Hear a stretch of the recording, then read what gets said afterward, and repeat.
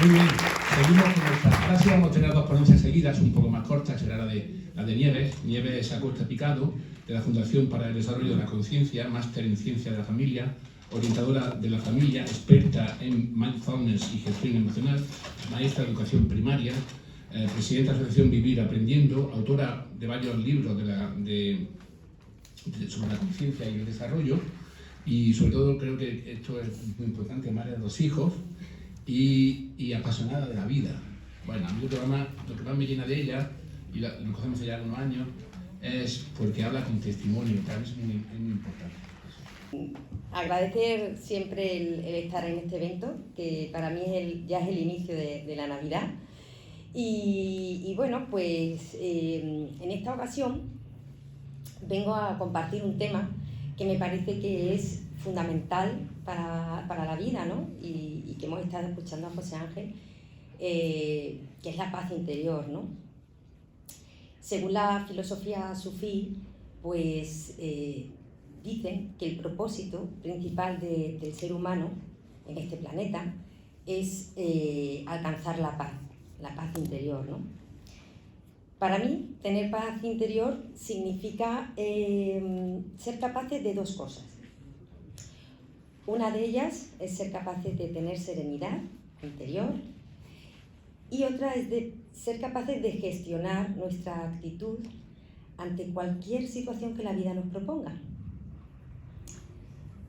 Y nuestra paz precisamente empieza o comienza justo cuando ninguna persona ni ninguna cosa puede quitarnos el control de nuestras emociones. Cuando la vida cambia, y seguramente todos los que estamos en esta sala, la vida nos ha cambiado de planes en algún momento y da una vuelta, un giro de 180 grados y nos manda tsunamis enormes, ¿no? que nos cuesta a veces gestionar. Es muy recomendable no caer en el victimismo y en la queja, porque eso nos va a hacer perder mucha energía vital y nos va a hacer perder la paz y sobre todo nos va a dejar agotados físicamente y mentalmente, ¿no? Y ese patrón lo vamos a repetir siempre que queramos operar a partir de una mente dualista que se mueve por el miedo. Una mente que ya muchos sabios a lo largo de la historia han hablado de ella, refiriéndose como la loca de la casa, como lo hacía Teresa de Ávila, ¿no? Refiriéndose precisamente a ese discurso interminable de nuestros pensamientos, ¿no? Yo le digo que esos pensamientos son los que generan todo eso y si tengo un accidente, y si tengo cáncer, y si le pasa algo a mis hijos, y si el jefe me echa del trabajo, y si me falta el dinero, esa mente que no para de pensar, que precisamente los budistas le llaman la mente del mono. Por eso, ¿no? Porque estamos aquí y allí, ¿no? Como un mono, de una liana a otra, ¿no? Es una mente inquieta. Y es verdad que la mente no se puede dejar en blanco, como nos dicen muchas veces. A mí me causa mucha frustración, porque no he conseguido jamás en 51 años que tengo dejar la mente en blanco. Pero sí que es verdad que somos capaces de calmarla y de aquietar ese ruido que genera la mente, ¿no? Y es verdad que ese ruido desgasta muchísimo. No sé si a vosotros os pasa, pero ese ruido desgasta y nos hace sufrir mucho, porque nos hace preocuparnos por cosas que a lo mejor ni van a ocurrir. Fijaros, 60.000 pensamientos al día, negativos y repetitivos. Y lo más curioso es que los 60.000 pensamientos que tenemos hoy, el 90% de ellos van a ser los mismos mañana. A ese desgastante diálogo interior, la santa que he nombrado antes, le llamaba la tarabilla del molino, ¿no? La tarabilla del molino es una piececita de madera muy pequeña que los molinos tienen precisamente únicamente para decir que están funcionando, ¿no? Su única función es hacer ruido. Y ella aconsejaba ante el sonido de la mente que dejáramos hablar a la loca de la casa, sin interrumpirla, pero sin prestarle atención. Es decir, ya nos estaba dando unas pautas muy interesantes para el manejo del pensamiento. Ha habido a lo largo de la historia muchísimos maestros que precisamente nos hablaban de eso, ¿no? De manejar nuestro pensamiento. Matthew Ricard, también maestro budista, dice que ante esos pensamientos negativos, ante esos pensamientos intrusivos que además entran en nuestra cabeza sin pedirnos permiso, simplemente los dejemos pasar como nubes en el cielo, pero no nos paremos en ello, no nos detengamos en ello. Pienso que la causa principal de nuestro sufrimiento y por lo que no tenemos paz interior es porque cometemos una serie de errores. Yo lo he querido simplificar en un par de ellos para no extenderme mucho. Y uno de ellos es precisamente eso, identificarnos, nos identificamos con esa mente parlante, controladora, que está en nuestra cabeza, ¿no? Cuando realmente no es lo que somos. No somos eso que nos habla. Somos precisamente eso que escucha a la mente hablar. Me explico un poco. Es importante saber quiénes somos. Pararse, reflexionar y decir, oye, soy ese nombre, ese apellido, ese NIF, ese yo más superficial, o soy un yo mucho más profundo por identidad, como ha dicho José Ángel, quizá, como nos recordaba Teilhard de Chardin, somos seres espirituales viviendo una experiencia humana. Hay ingentes ejemplos de que nos dicen precisamente eso, ¿no? De que nuestro cuerpo es un vehículo, ya Platón, los presocráticos, los maestros de la India, las religiones, incluso la ciencia, ¿no? La ciencia nos dice que este cuerpo no es materia, que este cuerpo es energía que ni se crea ni se destruye, que si no que se transforma, ¿no? Y eso es realmente quizá lo que somos, ¿no? Quien conduce el vehículo es el ser. ¿Qué es el ser? El ser es el alma, la energía, el espíritu. Llámalo como tu mente condicionada lo quiera colocar y le caiga bien, ¿no? Y eso es realmente lo que somos. Podéis creéroslo o no creerlo, pero yo que me lo creo, pienso que la vida tiene otra visión totalmente diferente. Es decir, dejaremos de vivir seguramente sin ese miedo que esa mente condicionada nos crea ante situaciones y ante cosas como por ejemplo la muerte, ¿no? La muerte no existe. Es decir, si a mí me están diciendo que la muerte es el final, voy a vivir esa experiencia como una experiencia traumática, dolorosa, terrible. Pero sin embargo me doy cuenta que, oye, que la muerte no es el final, que es un tránsito hacia otro estado, donde mi alma se está liberando del cuerpo, la cosa cambia. Por eso me parece que es muy interesante poner como primer punto saber quiénes somos, ¿no? Porque saber quiénes somos lo va a cambiar todo. Porque te das cuenta que desde arriba todo es paz.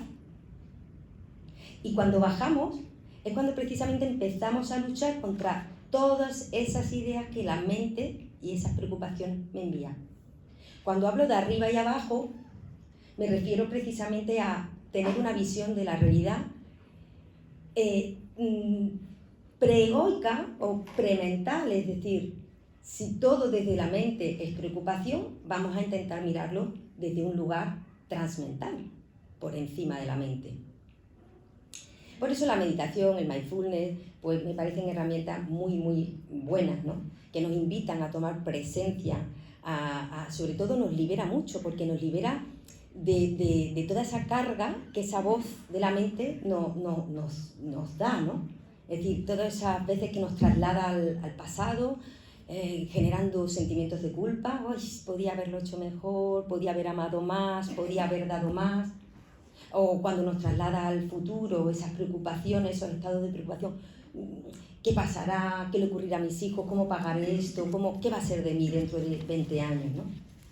Y en absoluto se trata de rechazar la mente, por supuesto que no. Para mí creo que el saber que somos seres multidimensionales es la clave. Es decir, tenemos 4 cuerpos, el físico, emocional, mental y espiritual. No podemos olvidar ninguno de esos cuerpos. Es interesante saber qué es la mente, para qué sirve la mente. La mente sirve para dar respuestas. ¿A qué? Pues a todo lo que pienso. Pero ¿respuestas a qué? Porque cuando el problema es sencillo, la mente nos responde rápidamente. Pero cuando el problema es más profundo y le pregunto a la mente ¿por qué se mueren los niños? ¿Por qué existen las enfermedades? ¿Por qué hay guerra? Y la mente, como está diseñada para contestar, pero hay cosas que la mente no puede contestar, pero su obligación es contestar, lo que hace es que genera soluciones creándonos ira, rabia, frustración, pesimismo, conceptos duales de buenos y malos, de justo e injusto. Y es entonces cuando empezamos a sufrir, claro. Otro error es asociar la paz con la felicidad. La gente piensa que ser feliz es no tener problemas. Y yo precisamente pienso que la felicidad no es un cuándo, sino es un mientras estamos viviendo lo que nos toque vivir. Y la prueba de ello es que hay muchas personas a lo largo de la historia que nos han dejado grandes legados, hablándonos que viviendo en circunstancias duras y en auténticos infiernos, han sido personas que han mantenido la calma, han sido felices y han vivido en paz.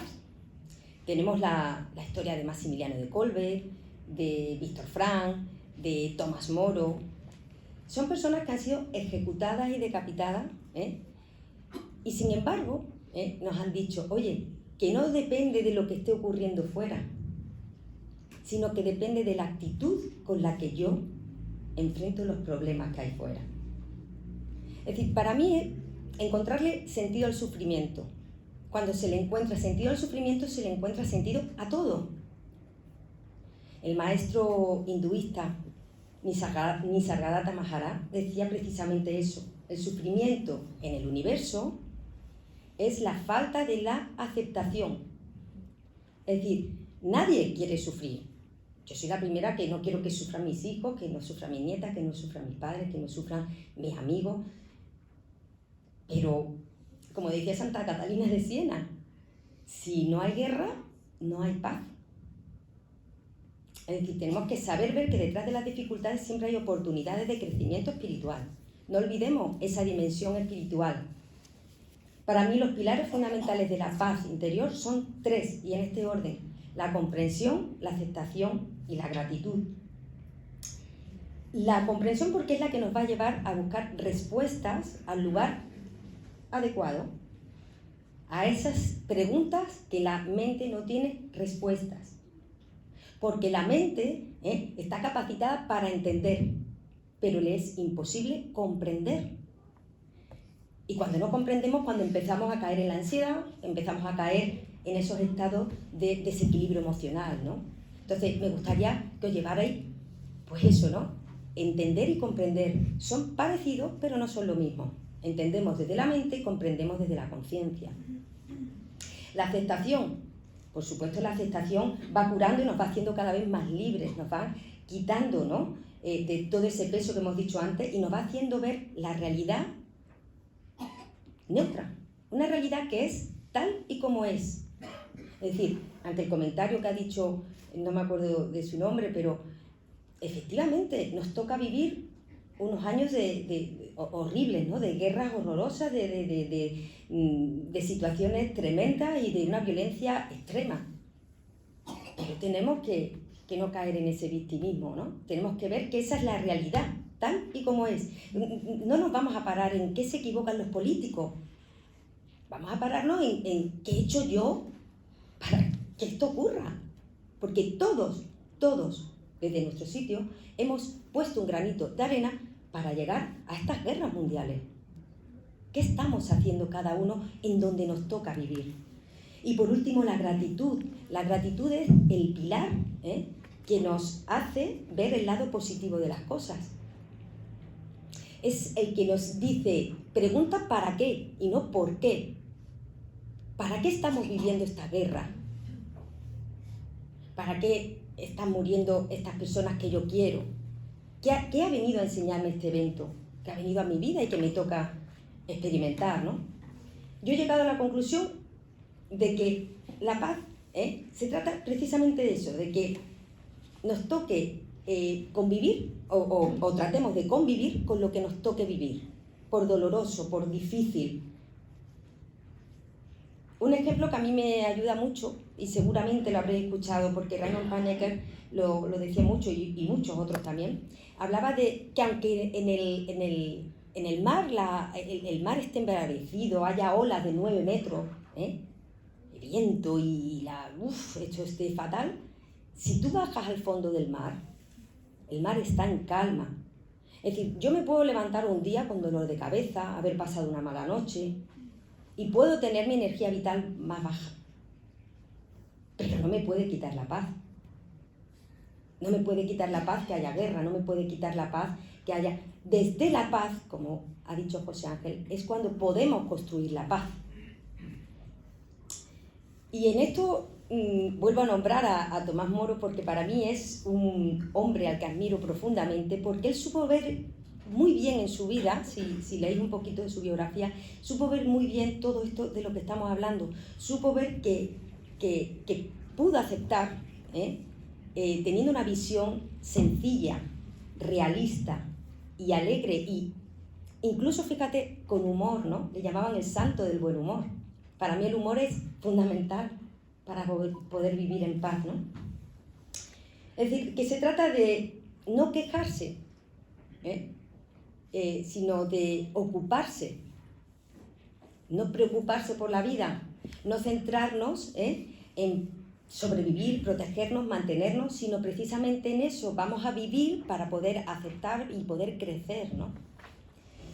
Voy terminando porque me parece también muy interesante, claro, todo esto parece una utopía, ¿no? Y dices, pero Nieves, pero entonces ¿qué hacemos? ¿Nos sentamos?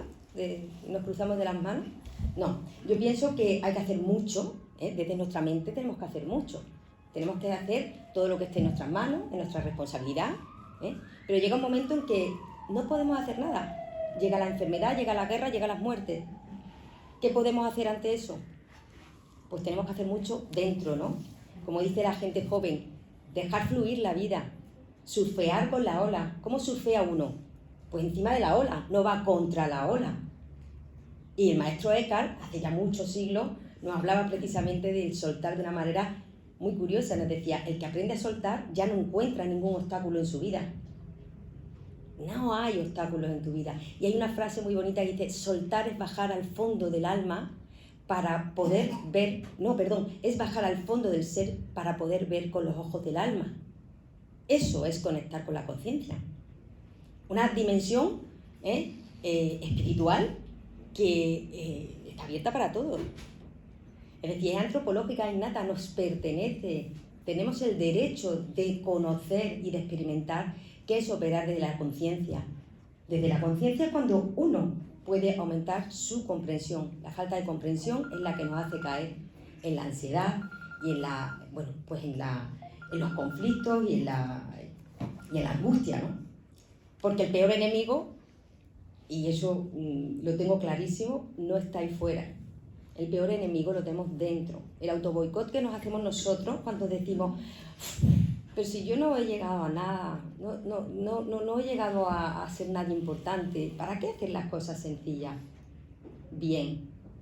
Es decir, si somos incapaces de tener paz en las cosas pequeñitas, si no tenemos paz cuando nos subimos al ascensor con el vecino del quinto que me cae muy mal y me produce hasta que llegamos al cero un estado de inquietud, ¿cómo voy a ser? ¿Cómo voy a tener paz en las cosas difíciles, no? Que nada ni nadie os pueda quitar la paz. Ni la cola del supermercado, ni que el niño ha cogido una rabieta y lleva toda la tarde insoportable, ni que me he separado de mi marido, ni que ha muerto un ser querido. Efectivamente, hay duelos que hay que vivir, y se viven, pero se tienen que terminar. Bien, por eso, si supiéramos, y es con lo que he empezado mi charla y ya voy terminando, si supiéramos quiénes somos, nada ni nadie podría quitarnos la paz. Por eso todas las tradiciones sapiensales nos invitan, ¿no?, a ese autoconocimiento, que es el único objetivo por el que han nacido las filosofías y las religiones para darle respuesta a esa pregunta eterna que todos nos hemos hecho alguna vez en nuestra vida. ¿Quién soy yo y para qué estoy aquí, ¿no? Y quizás sea la única respuesta para la que no hay una contestación mental o conceptual, ¿no? Fijaros, Jesucristo de Nazaret decía: si conoces todo, pero no te conoces, no conoces nada. Y Kant lo ponía como la base de la sabiduría al autoconocimiento. Propongo 3 actitudes para terminar que potencian la paz. Una es no juzgar. ¿Por qué? Porque hay que hacer una diferenciación entre lo que es discernir y lo que es juzgar. Cuando juzgamos, ponemos una carga emocional muy grande. Sin embargo, cuando discernimos, sabemos lo que es correcto o no es correcto. ¿Para quién? ¿Para el ego o para mi alma? Hay que saber diferenciar en esos 2 conceptos, ¿no? Porque juzgar, además, me parece que no existen, lo decía José Ángel, no existen las personas malas, ¿no? Es decir, Putin es un gran ignorante. ¿Un ignorante de qué? De nivel de conciencia, no tiene nivel de conciencia. Hay que saber perdonar, porque saber perdonar da mucha paz. Yo digo que las batallas no las gana los que ganan la batalla, en la victoria, sino los ganan precisamente quien sabe perdonar. Una batalla no la gana una sentencia en un juzgado. La gana quien sabe perdonar de los 2 bandos. Y es verdad que todos somos dignos de compasión, todos hemos hecho alguna vez algo, consciente o inconscientemente, que ha podido sentar mal a otro. Y yo pienso que la compasión o todos somos dignos de compasión, ¿no? Porque, si os dais cuenta, perdonar al otro porque no sabe lo que hace es una de las más altas enseñanzas de sabiduría. Y por último, trabajar el agradecimiento. Es decir, no solo agradecer cuando las cosas me salen bien, cuando el otro me da lo que yo quiero, sino precisamente cuando no me salen las cosas bien y el otro se porta mal conmigo. No caer en, ay, con lo bien que me he portado con esta persona toda la vida, ¿y por qué se está portando así conmigo? No le preguntes por qué, sino para qué. No conozco a nadie que ante la adversidad, ante la confrontación en la vida, no haya salido mejorado. Es decir, dar las gracias porque son grandes entrenadores en nuestra vida.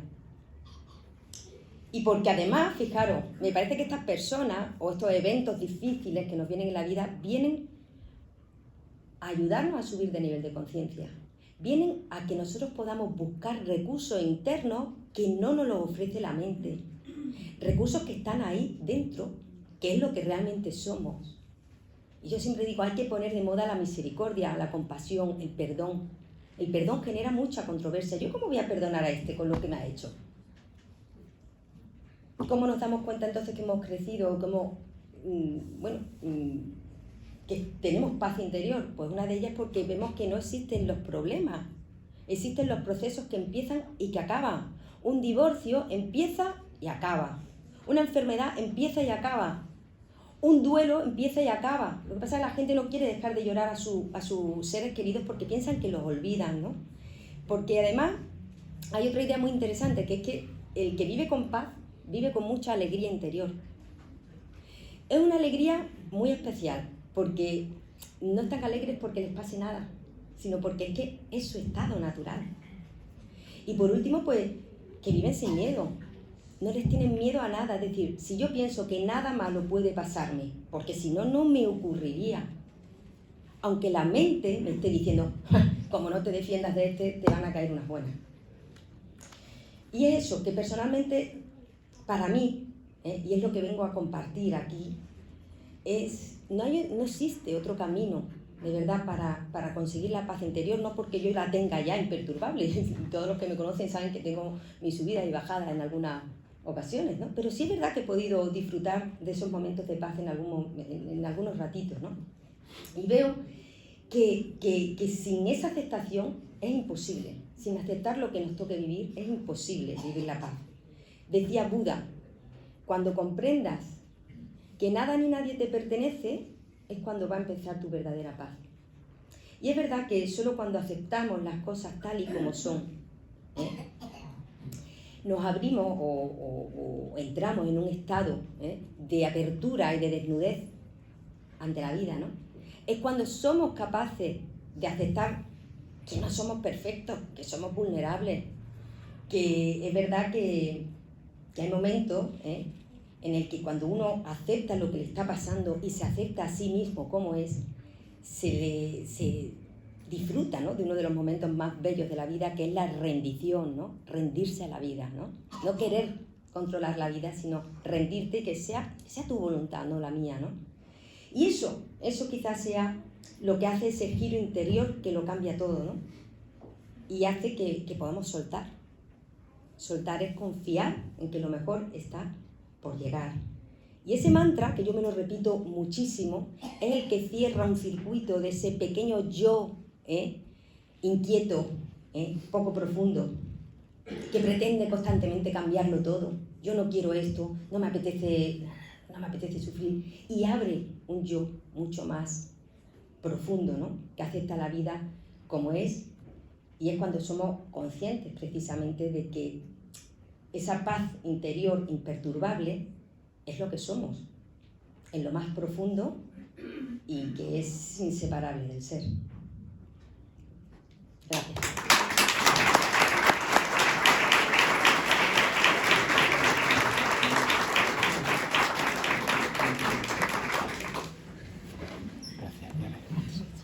Mientras se acomoda Federico, si se dan cuenta, en esta intervención de hoy estamos viendo cómo la paz, de alguna forma, hemos hablado al principio con José Ángel de la paz entre humanos, incluso entre naciones, fuera. Ahora que ha hablado de paz interior, ahora ha faltado otra pata, la paz con el medio ambiente. Entonces,